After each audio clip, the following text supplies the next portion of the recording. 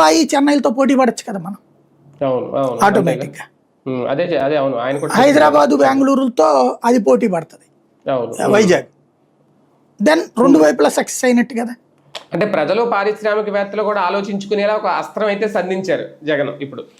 అంటే అదేమి కాదు, ఇప్పుడు మనకి ఎట్ట తయారైందంటే బానిసత్వ దూరంలో ఉన్నాం, ఇటో అటో అన్నటువంటి ఒక కంఫర్టబుల్. మనం మొట్టమొదటి నుంచి మాట్లాడుతున్నాం అమరావతి రాజధాని అంటే ఇవన్నీ కలపండి లేకపోతే దెబ్బ అయిపోతుంది అన్నటువంటి. ఇవాళకి వీళ్ళు కూడా ఆ స్టాండ్ తీసుకున్నందుకు సంతోషం. సార్, లోక్సభలో కూడా ఈ బిల్లును వైసీపీ ఎంపీలు తిరస్కరించారట. మిథున్ రెడ్డి గారు దీనికి మేము అమరావతికి వ్యతిరేకం కాదు కానీ దీనికైతే మాత్రం ఈ బిల్లుకైతే వ్యతిరేకం అని చెప్పి ఓపెన్ గా చెప్పేశారట. అంటే అమరావతి రాజధానిని వీళ్ళు యాక్సెప్ట్ చేయట్లేనట్టేనా ఇంకా? అంతే కదా, ఈ రూట్ లో అయితే కనుక ఒప్పుకోనట్టు. అమరావతి పేరు నువ్వు యాడ్ చేస్తావు అంతే. అమరావతి సిటీ లేని రాజధాని ఏంటి నాకు అర్థం కాల. అదే కదా, నగరం లేని రాజధాని ఏంటి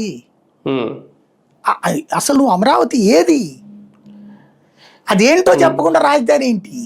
అదే అంటే అక్కడ ఆ 29 గ్రామాల్లో కనుక అమరావతి రాజధాని నిర్మాణం చేస్తే ఫైనాన్షియల్ గా ముందుకు వెళ్ళలేము, అప్పులు పాలైపోవాల్సి వస్తుంది అనేది అంటే జగన్ గారు ఓవరాల్ గా నేను విన్న ప్రెస్ మీట్ లో ఆయన అన్నది చాలా చెప్పుకొచ్చారు. మొత్తం ఖర్చులంతా ఎంత ఎక్కడి నుంచి తీసుకొస్తారు? దాదాపు 29 గ్రామాల రాజధాని అంటే ఆంధ్రప్రదేశ్ నెత్తిన వైట్ ఎలిఫెంట్ తెచ్చిపెట్టడం అండి, నో డౌట్.